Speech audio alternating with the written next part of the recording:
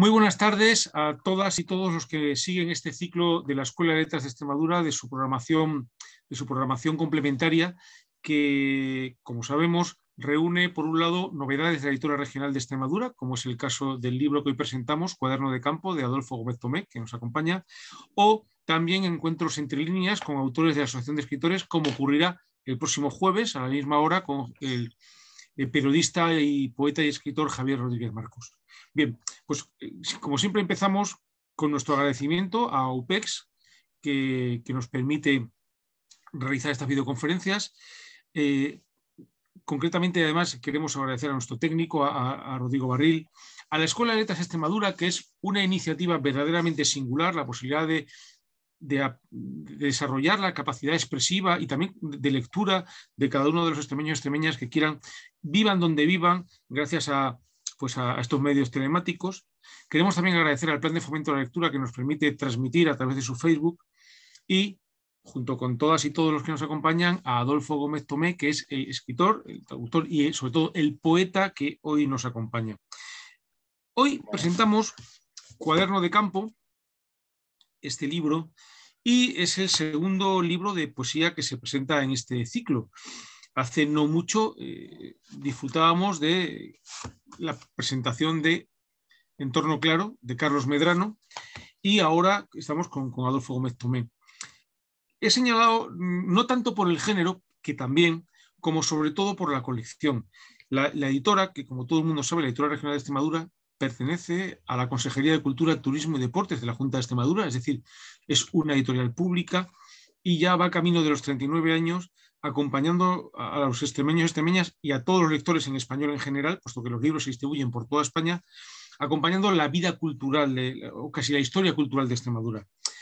En este tiempo ha habido colecciones que han acabado siendo emblemáticas. Por ejemplo, Cuadernos Populares, que fue casi la primera que arrancó con la editora. Es el caso de Rescate o de Estudio, que son muy definidas en entornos académicos, por ejemplo. Y en la parte más literaria creo que hay dos colecciones que son insignias de la editora. Una de ellas es la colección La Gaveta, que todos conocemos, y otra, y quizá aún más todavía, es la colección Poesía, con este diseño al mismo tiempo clásico, intemporal, que hizo Julián Rodríguez y que se ha retomado hace 3 años para libros como Cuaderno de Campo. Cuaderno de Campo, y el título no engaña en absoluto, es un libro que está completamente dentro de esta corriente de literatura de la naturaleza que es tan frecuente y tan visible en estos días. Creo que cualquiera que entre en una librería o en una biblioteca va a encontrar desde, por un lado, un interés muy grande por todo lo que tiene que ver con la naturaleza y su expresión literaria, pues desde Thoreau y reediciones a, qué sé yo, Gaby Martínez, por tomar dos ejemplos completamente diferentes, o editoriales como Rata Naturae, que tienen una serie incluso de literatura de naturaleza. Pero me parece aún más interesante vincular la presentación que hoy tenemos no solamente a ese estado de ánimo general de interés por la naturaleza, como sobre todo a la literatura en Extremadura. Creo que uno de los muchos logros que la literatura en Extremadura, a partir de ese proceso que se llamó la normalización de los años 80 del siglo XX, consiguió, fue por fin poder hablar del entorno, poder hablar de la naturaleza, incluso poder hablar de lo rural, sin ninguna de los lastres que venía acusando desde el regionalismo. ¿De acuerdo? En ese sentido, la poesía y la prosa han seguido caminos diferentes. En los años 90, como sabemos, es el resurgir fuerte de la prosa, y creo que el entorno natural que en la prosa es tratado sobre todo como escenario, encuentra en la mitificación del espacio una fórmula para escapar de toda esa idealización anterior. Es el caso pues, de Breda con Eugenio Fuentes, es el caso de Trasluz con Justo Vila, es el caso, por ejemplo, de Murania con Gonzalo de Algobayal.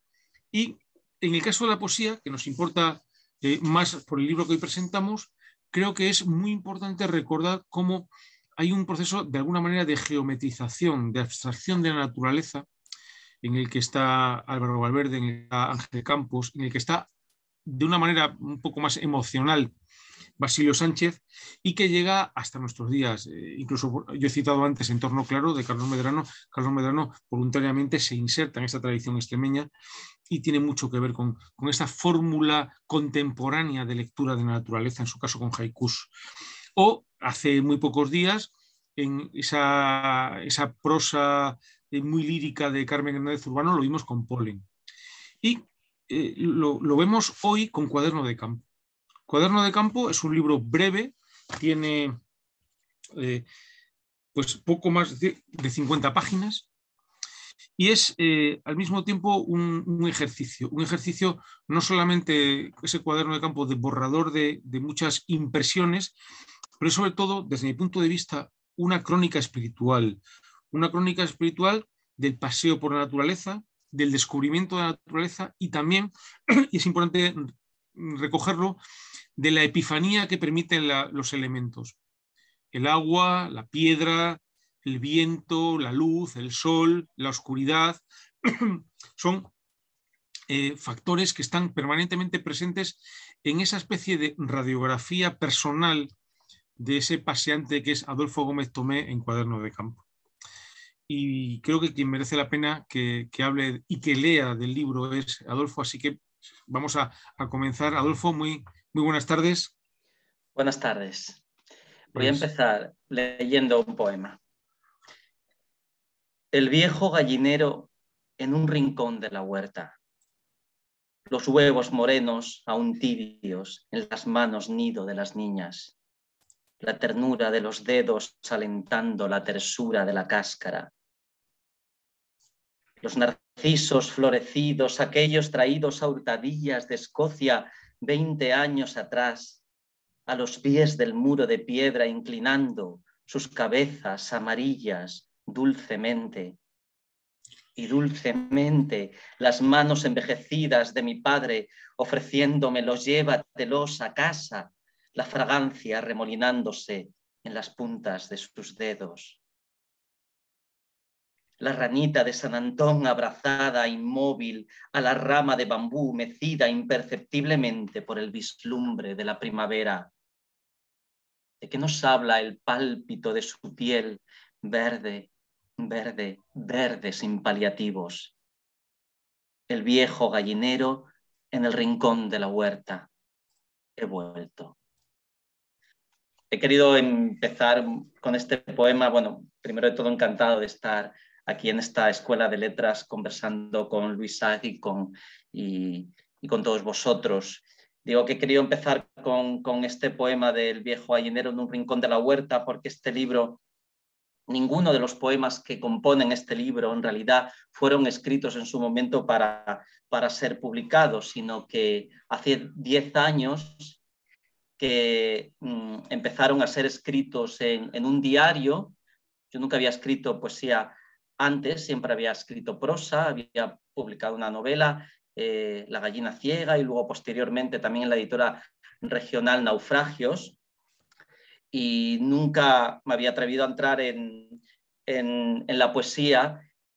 Sin embargo, no sé por qué, a la vuelta de los paseos que yo llevo dando toda mi vida, cogía un diario que además me regalaron mis alumnos de Fregenal de la Sierra cuando me vine aquí a Plasencia, como digo, hace ya 10 años, y a la vuelta de los paseos escribía la experiencia que había tenido en ese paseo y no sé por qué razón tenía la necesidad de contar esa experiencia en verso, en poesía.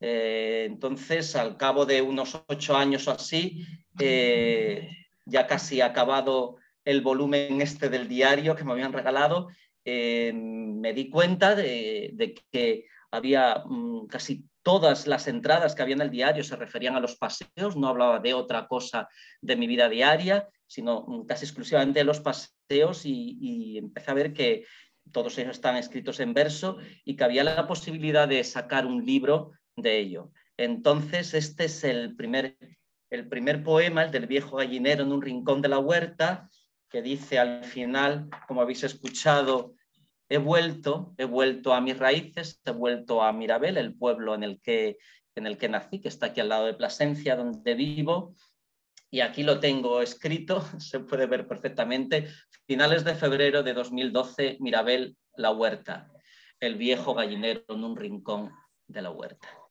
Pues ese sería el primer poema, que hablaba precisamente de la vuelta a las raíces y sobre todo al paisaje de, de ese paraíso perdido que era el paisaje de mi infancia. Entonces he querido empezar con este poema. Porque el paisaje de tu infancia, si no me equivoco, era Mirabel. Sí, Mirabel, Sí. el pueblo en el que nací, también el pueblo de mi madre, Villanueva de la Vera, Sierra de Gredos. Es Esos decir, son los dos. que el Cuaderno de Campo tiene una topografía real, hay un mapa que se puede seguir. Totalmente. De hecho, al final del libro, precisamente el libro está dedicado a esos paisajes. Este cuaderno de campo, dice, está dedicado al río Jerte, que lo tengo aquí al lado de casa, al monte Valcorchero, lo tengo hacia el norte, en Plasencia, a la huerta del Palacio de Mirabel, en el cual, y eso es una larga historia, en el cual yo nací igual que mis hermanas. Ya sabéis que hay un palacio de los marqueses de Mirabel en Plasencia, pero luego tenían los marqueses también una casa solariega allí en Mirabel. Mi abuela, que nunca tuvo mucho dinero, pero ella compró en los años 50 esa casa solariega y mis padres se fueron a vivir a ese palacio. Una vida muy incómoda, como os podéis imaginar, y fue ahí donde nacimos los tres hermanos. Entonces, por eso digo, esa huerta de ese palacio, donde mi padre tenía el huerto, mi padre en principio era ganadero y también era agricultor, y entonces en la huerta de este palacio, pues varios poemas están dedicados a ese momento. Precisamente esto habla de el viejo gallinero en un rincón de la huerta. Yo voy con mis hijas, que entonces tenían 5 y 7 años, y recuerdo cuando yo iba también a ese viejo gallinero, ¿no? Entonces, a la huerta del palacio, dice, a la finca del Risco, que es otra finca que está muy cerquita de Mirabel, a la que seguimos yendo y que fui durante toda mi infancia, a la Ribera del Castaño, que es la ribera que pasa cerca de la finca del Risco, también cerca de Mirabel, a la Garganta de Minchones, que eso ya es la comarca de la Vera, al Monte de Batuecas.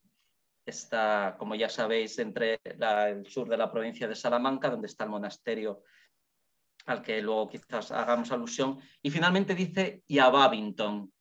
A Babington detrás de un punto, y eso hace referencia a otra de las razones por las que yo creo que me atreví a entrar en la escritura de la poesía, y es por el descubrimiento de esta poeta, de Kathleen Raine, cuyo libro, cuyas memorias tradujimos mi amiga y profesora de universidad Natalia Carvajosa. Fue a raíz de traducir estas memorias y también un libro, no sé si se ve ahí atrás, que se titula precisamente Poesía y Naturaleza, también de Kathleen Raine, que yo entro en la poesía, traduciendo la poesía, me doy cuenta de que tengo mucho en común con Kathleen Raine, y esa raíz de esa traducción yo creo que realmente me atrevo a empezar a intentar, por lo menos, escribir poesía. Entonces ahí está la dedicatoria y todos los espacios, ¿no? Es una poesía que lo que más me llamó la atención, la primera lectura, es su distancia respecto a los relatos de naufragios, que son relatos donde, pues entre la naturaleza y la historia, son relatos de historia, no de naturaleza, y son relatos de conflicto. Y sin embargo, Cuaderno de Campo es un libro de epifanía, como he comentado antes, es decir, de descubrimiento y de alguna manera de felicidad. Sí. Yo creo, por lo menos en mi caso, la experiencia de escribir prosa a escribir verso o poesía son experiencias totalmente diferentes, ¿no? En el caso de Naufragios, que es verdad que son una serie de relatos, no sé si 8 relatos, que todo hablan de relaciones de pareja que se rompen, pues es un poco un divertimento, vamos a llamarlo así, en torno a las relaciones humanas en las que yo puedo estar en alguno de ellos, pero sobre todo te nutres de lo que vas observando, de lo que vas escuchando, de lo que vas leyendo. Sin embargo, en mi caso, la escritura de Cuaderno de Campo, ya simplemente diciendo que todos estos poemas están sacados de mi diario, pues entonces es un ejercicio que no tiene nada que ver con la escritura de la prosa tal y como yo me la planteé en lo que había escrito anteriormente, porque con la Gallina ciega, es cierto que se desarrolla en Mirabel, le doy otro nombre, Sir Lago, pero ahí también di rienda suelta, porque también se disfruta mucho de esto, a la imaginación, ¿no? Sin embargo, cuando me enfrento a eso, al hecho de construir un libro de me doy cuenta que es un ejercicio muy diferente, ¿no? de introspección, de una meditación mucho más pausada, de quizás, o por lo menos así lo intento, de autoconocimiento, de encontrar también el sentido a la vida, no sé, entonces son ejercicios muy diferentes, el de Naufragios o el de Cuaderno de Campo, sí. ¿Podemos retomar otro poema? Muy bien. Pues vamos a ver, voy a leer ahora precisamente el libro empieza con una cita y este poema es también uno de los poemas fundamentales del libro, el que está escrito en el desierto de San José del Monte de Batuecas. De aquí surge la cita con la que empieza el libro, que dice: estoy aquí para ti, palabras encontradas en la cara oculta de una piedra del Monte de Batuecas. Nada de lo que se cuenta en estos poemas es ficción, todo ocurrió en algunos casos tal cual se cuenta aquí, y bueno, este es otro de los poemas fundamentales del libro.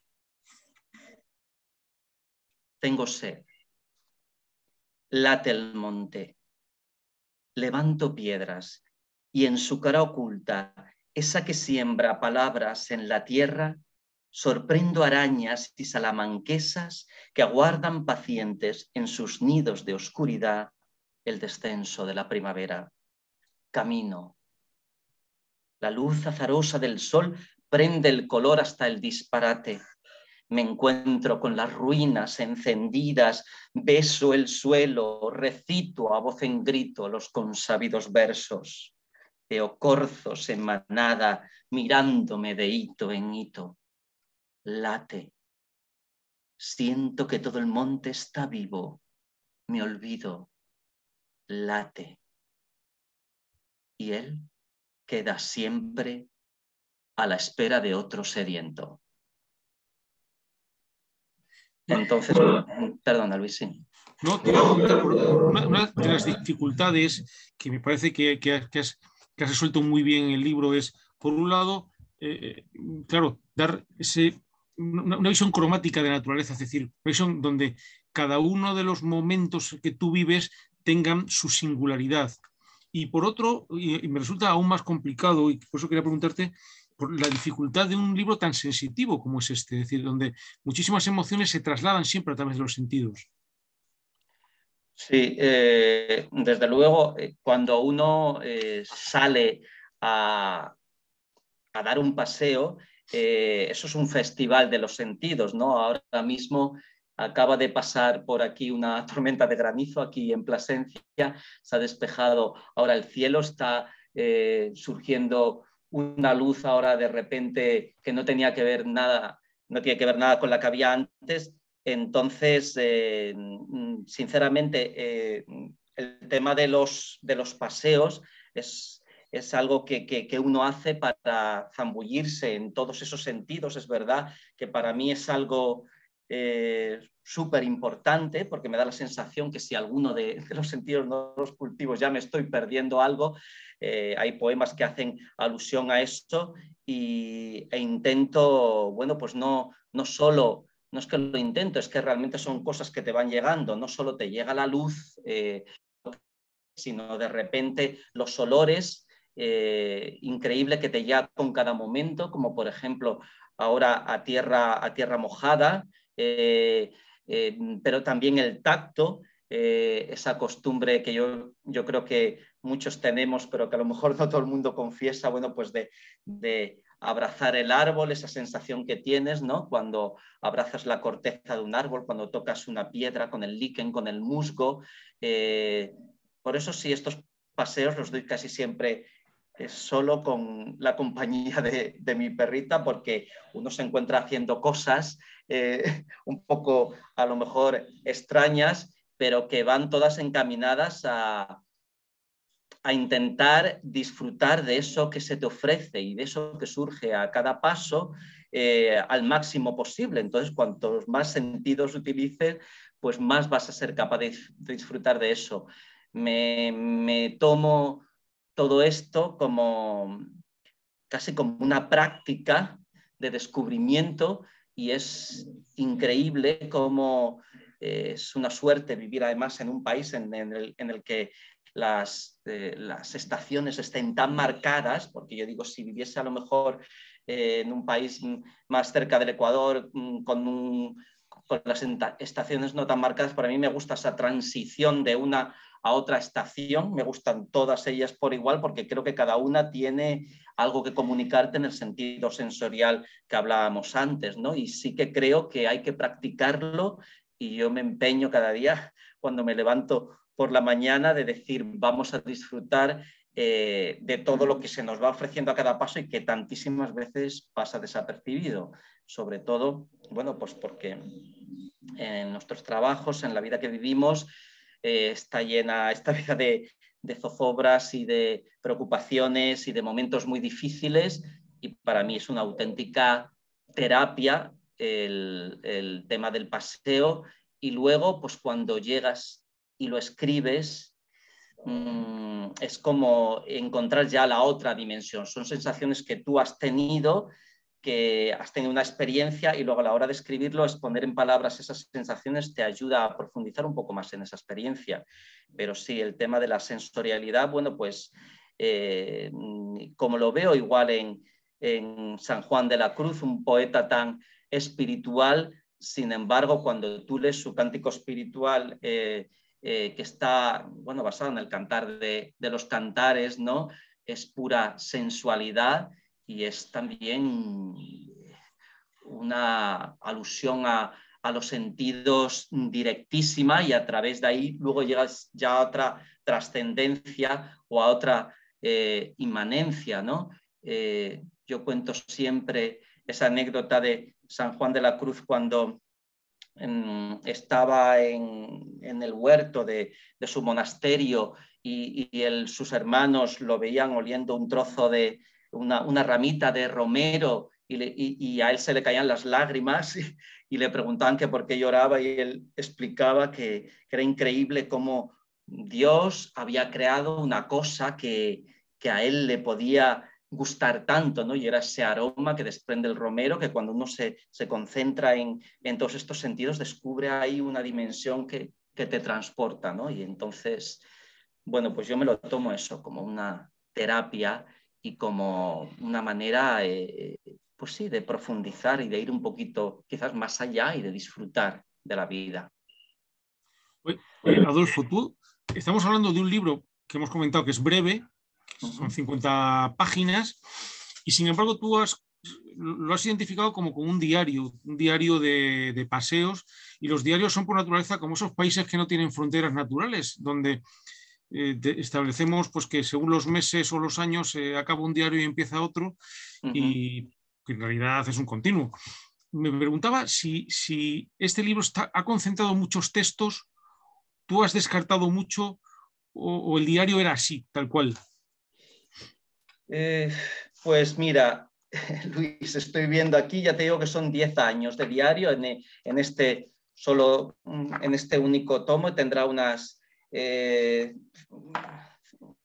60 o 70 páginas, y sí que quitas muchas cosas, al final te quedas con la esencia, porque a veces repites también lo mismo, y sí, he descartado bastante de lo que había.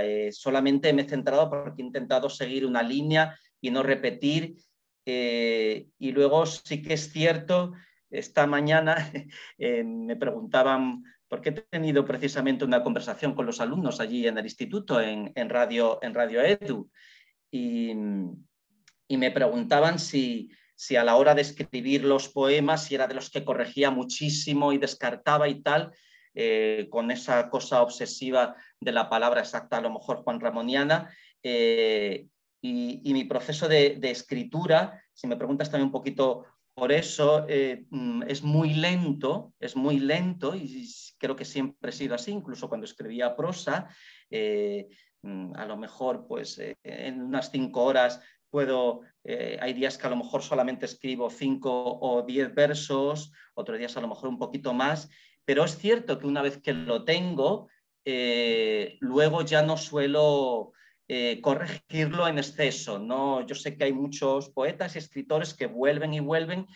Yo una vez que ya tengo el verso lo escribo y sí, puedo cambiar alguna cosa, al cabo de la semana lo releo, pero en general se suele quedar un poquito como nació. Y el esfuerzo que sí que he hecho, porque bueno, yo tengo que confesar que igual que he empezado a escribir poesía, pues muy recientemente, yo he sido un pobre lector de poesía, tenía mis autores de cabecera en poesía, como eran, bueno, San Juan de la Cruz, bueno, luego, por supuesto, mis amigos Luciano Feria, Benito Estrella, pero he sido un pobre lector de poesía, estaba muy centrado en la prosa, había leído poco, y entonces he notado, vamos a ver,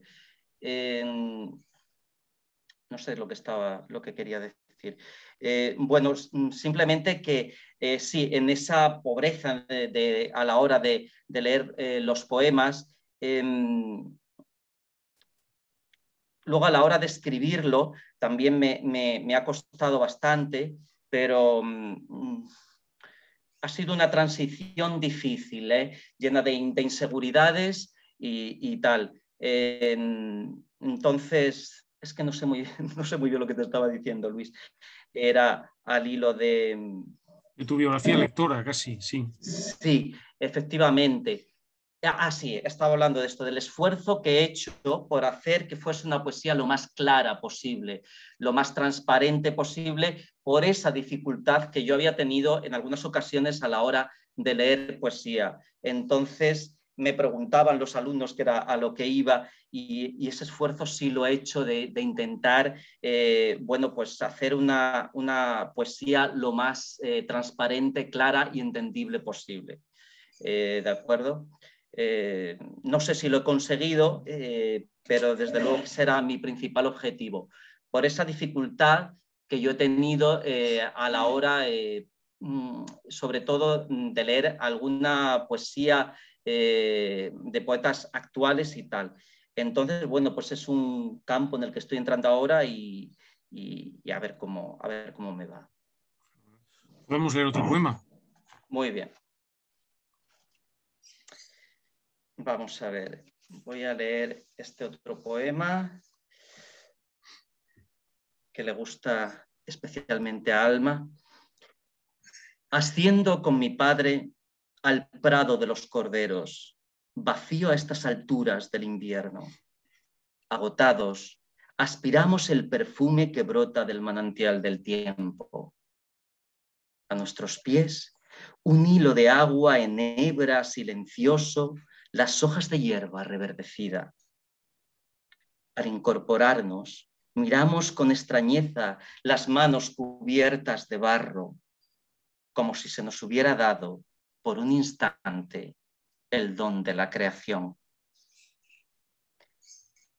Este poema, bueno, pues refleja uno de esos momentos que uno va buscando cuando sale a los paseos, fruto de ese barrunto que uno siente, de esa llamada que uno siente. El libro está articulado en 2 partes, una primera que se titula En casa y una segunda, Debo salir y habitar mis pasos.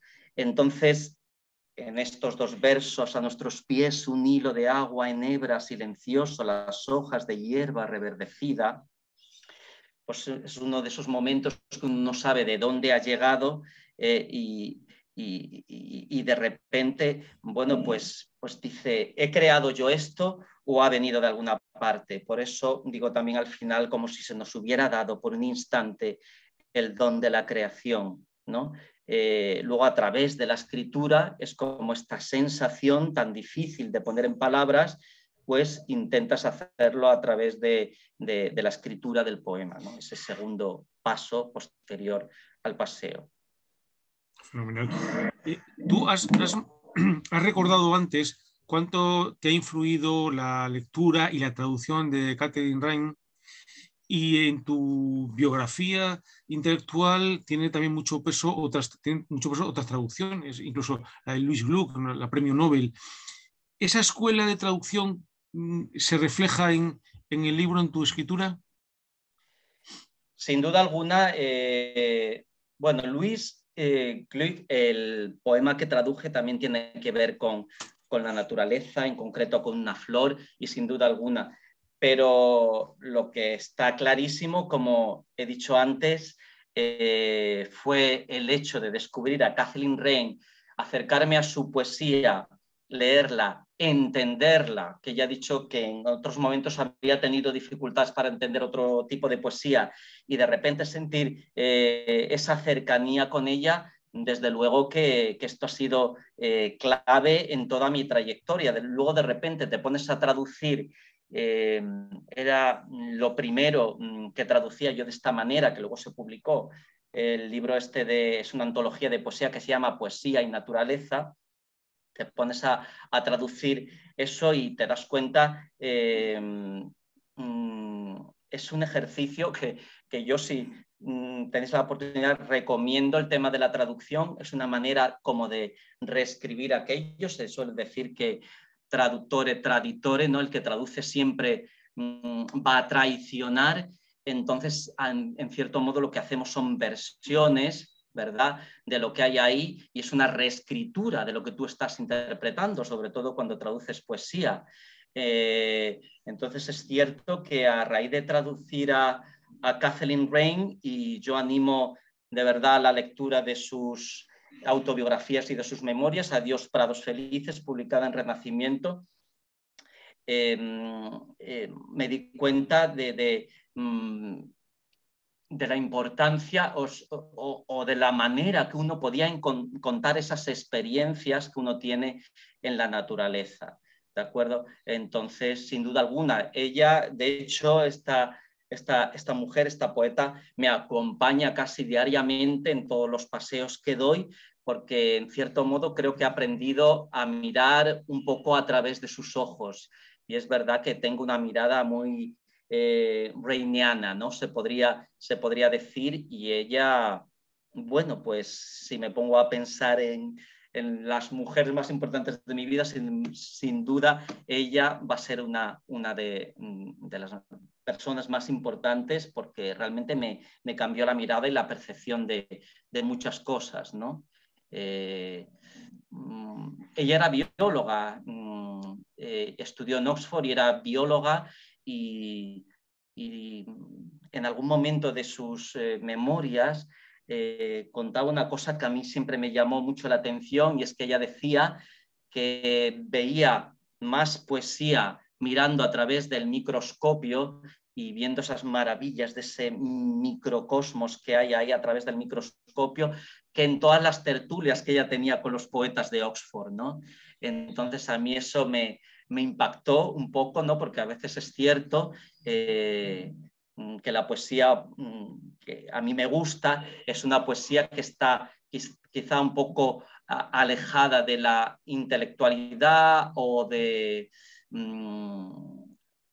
otras lecturas, y sale un poco más del elemento natural o de la naturaleza, ¿no? Entonces yo comulgaba mucho con esa opinión y sigo comulgando y sigo pensándolo así. Fíjate que has dicho que tú ves la naturaleza un poco tras la lectura, como si te acompañase de alguna manera la mirada de Catherine Rain, ¿verdad? Y me preguntaba, leyendo el libro, si de algún modo tú ya has empezado a ver la naturaleza de una manera discursiva, es decir, como con la escritura y no con otras expresiones artísticas. En un momento determinado uno piensa, pues igual pinta también Adolfo, o sobre todo fotografía, porque es verdad que muchas de las escenas y de los lugares y de los rincones que tú cuentas y de los detalles se prestarían. Sin embargo, creo que en cuanto llevas varios poemas te das cuenta de que tu mirada es puramente verbal, es decir, que miras ya con las palabras. Sí, suelo llevar conmigo siempre una libretita y con un bolígrafo pequeño, y entonces cuando tengo ese momento especial que yo siento, porque es una urgencia y es una necesidad de escribirlo, me siento, porque me gusta dar los paseos con muchísima tranquilidad, parándome cada 2 por 3, me siento y escribo esas pequeñas pinceladas, vamos a llamarlo así, esas pequeñas sensaciones que he tenido para luego ya en casa con más calma escribirlo. Siempre surge de la palabra, es cierto. Y muchas veces me he preguntado, Adolfo, ¿no te estás perdiendo parte de la experiencia porque nada más que estás teniendo ese momento, llamémoslo epifánico o de trascendencia, ya quieres como escribirlo en el papel, y al dar ese segundo paso no estás perdiendo parte de esa autenticidad? Entonces muchas veces digo, a lo mejor lo que tendría que hacer en este momento es no escribirlo, eso me lo he planteado a veces, pero luego siempre surge esa necesidad y pienso que no sé si me estás entendiendo, si me estáis entendiendo. Me debato entre decir, ¿por qué no me centro exclusivamente en lo que estoy viviendo en este momento, en esta atención plena, en esta meditación, y me olvido de que lo voy a escribir luego? Porque a veces si tengo en mente que lo voy a escribir luego, me da la sensación de que ya me estoy perdiendo algo de la intensidad de ese momento, porque ya me estoy proyectando hacia una futura escritura, ¿no? Eso por una parte. Por otra, sí que es cierto que me gusta mucho echar fotos, y ahora es tan fácil con los smartphones y con todas estas cosas.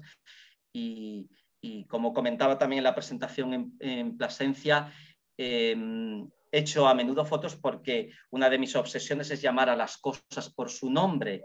Y si veo una flor, no me gusta decir he visto una flor amarilla, sino quiero saber cuál es el nombre que se da a esa flor. O si veo un pájaro, me gusta saber exactamente qué pájaro es, porque en la medida en que conozco el nombre exacto de las cosas, es como yo creo que puedo ver esas cosas en toda su intensidad y en toda su esencia. Eso también un poco lo he aprendido de Kathleen, que ella, como era bióloga, tanto en sus poemas como en sus memorias, te da siempre la palabra exacta de la flor o del pájaro o del árbol que está viendo. Y es curioso como no es lo mismo hablar de un herrerillo que de un carbonero, aunque se parezcan mucho. Una vez que aprendes a conocerlos, te das cuenta que son realidades muy diferentes, cada uno además tiene un comportamiento diferente, y entonces hay que meter en el poema exactamente lo que es. Que ahí en uno de los poemas en los que hablo, si queréis lo puedo leer un momentito, Luis. Sí. Dice: una pareja de herrerillos y 5 o 6 abejorros visitan el níspero florecido. El trajín es incesante. El alborozo del árbol contagioso inunda con su risa la misma lluvia. Magia del otoño ahí arriba, en esas ramas abiertas al cielo, en carne sí viva. Llagas blancas en flor. Alguien dice a lo lejos: soy lo que veo. Soy abejorro sorbiendo flor de níspero en otoño. Entonces aquí recuerdo que cuando escribí este último verso, soy abejorro, que es una palabra que no es muy eufónica, que digamos, pero lo que había en el níspero, que lo tengo aquí en el jardín al ladito, lo estoy viendo ahora mismo desde aquí, eran realmente abejorros. Entonces, claro, tengo un absoluto respeto por por poner la palabra exacta de cómo fue. Aunque la palabra abejorro no sea, creo que el abejorro se merece el respeto de decir que era el abejorro el que estaba libando el néctar de esas flores del níspero en otoño.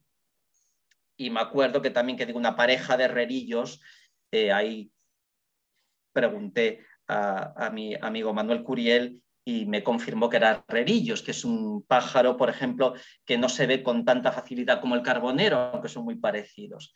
Pero bueno, esa obsesión, ¿no?, por dar un poco el nombre exacto a las cosas, que creo que también tiene mucho que ver con la escritura, ¿no? Sí, por eso, qué buen momento para anunciar que dentro de nada la editora publica en su colección Cuadernos Populares 2 volúmenes sobre pájaros, aves de Extremadura. Bueno, retomamos. Ya estamos en la última parte de estos encuentros que vienen durando esos 45 minutos más o menos, y siempre al final, como estamos invitados por la Escuela de Letras de Extremadura, me gusta hacer alguna pregunta que pueda ser útil para los alumnos y alumnos de la escuela. La primera de ellas sería: ¿de qué poetas o de qué autores te sientes tú más cercano?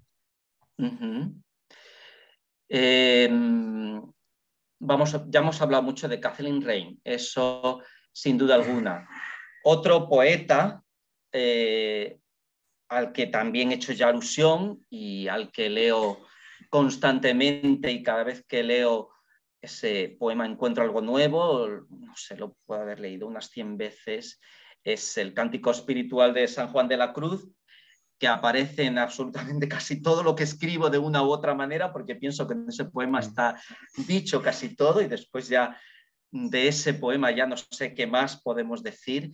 Entonces, por supuesto, San Juan de la Cruz. Me gusta mucho Fray Luis de León. Claro, yo me siento mucho más lejos de San Juan de la Cruz que de Fray Luis de León. Fray Luis de León tenía mucho más esa batalla, ¿no? Y me siento muy identificado con qué descansada vida la del que huye del mundanal ruido, ¿no? Y Fray Luis de León lo releo también muchísimo, y cuanto más lo leo, más me gusta, es otra de mis influencias. Y últimamente lo que estoy leyendo mucho es más bien ensayo, y fíjate qué cosa, quería recomendar, no sé, 2 libros que a mí desde luego que también me han cambiado la mirada, igual que me cambió la mirada Kathleen Rain, y son 2 monjes benedictinos, qué coincidencia. Uno se llama Willigis Chegar, y es La ola es el mar. Es un libro que recomiendo, que es un monje benedictino, pero también es maestro zen, habla mucho sobre el tema de la espiritualidad y es súper interesante. Y otro que es ya un poquitín más difícil de encontrar, pero yo he estado mirando antes de nuestra conversación si estaba editado en español, porque yo lo leí en inglés, The Music of Silence, y he visto que sí está editado en español, La música del silencio, que habla de esa cosa que se habla ahora tantísimo, que es el mindfulness o la...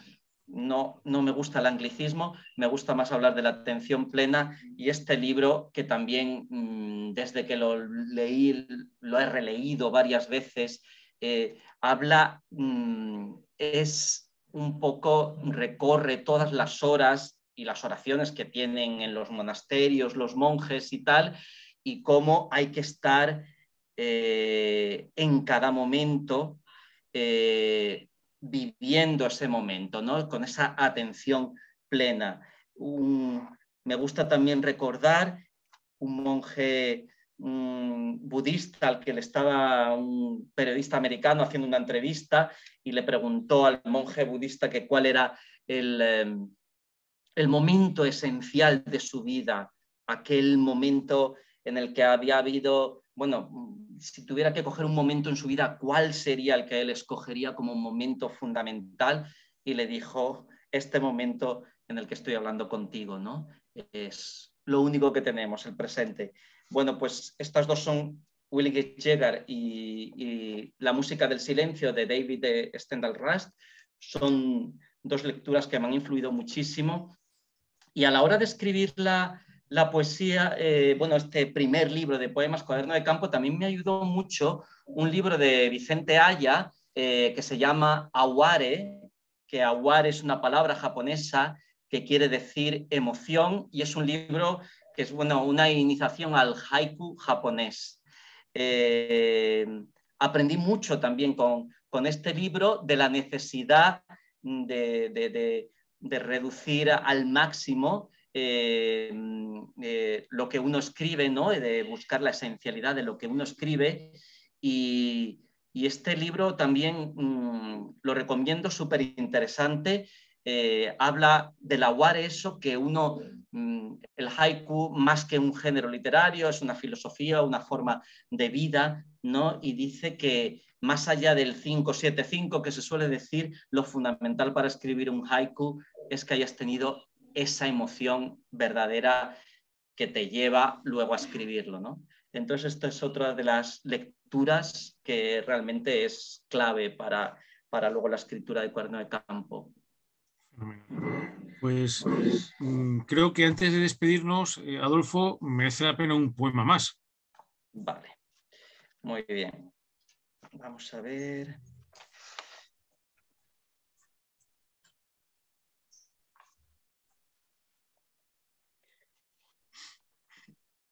Bueno, este es un poema hacia el final, en el que ya voy volviendo a casa, porque el libro es verdad que tiene dos partes. Una primera, como ya he dicho, desde casa, preparándote para el paseo y yendo hacia esa llamada. Luego la segunda parte, que ya es la parte de los paseos, donde uno se va encontrando con todos esos momentos de aware.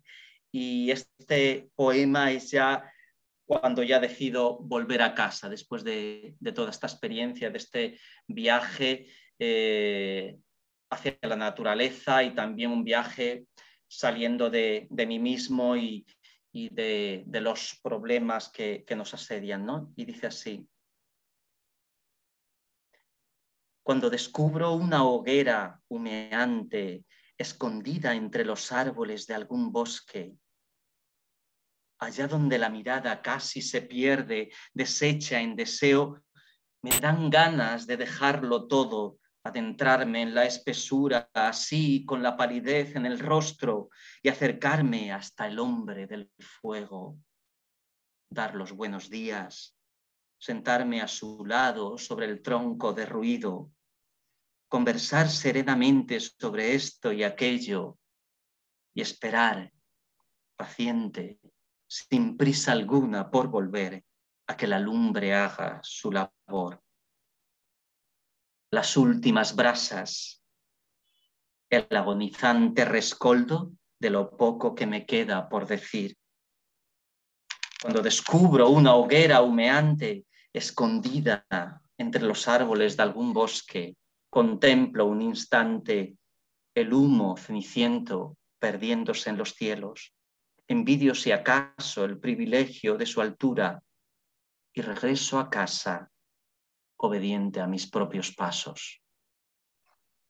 El poema del regreso, de la vuelta a casa.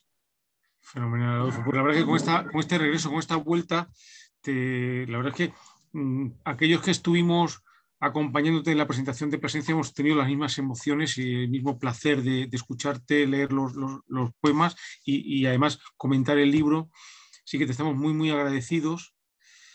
Yo estoy muy agradecido de verdad de que me hayáis invitado a esta escuela de letras. Me parece una idea fantástica. He visto varias de las sesiones que habéis hecho y me parece que es una oportunidad para el escritor también de tener esta conversación más distendida, hablando un poco de lo que surge, muy interesante. Me he sentido muy a gusto y de verdad, Luis, muchas gracias por haberme cedido este espacio. Muchísimas gracias a ti y gracias a todos y todas los que nos han acompañado, a UPEX, al Plan de Fomento de la Lectura, y recordamos que el próximo jueves a las 7 el autor que acompañará a la Escuela de Letras no es de una novedad de la editora, sino que forma parte del programa de la Asociación de Escritores de Entre Líneas. La asociación es también colaboradora de la Escuela de Letras y será Javier Rodríguez Marcos. Merecerá la pena también. Pues muchísimas gracias a todos y hasta el próximo jueves. Gracias. Muchísimas gracias a todos. Venga, gracias. hasta otro día.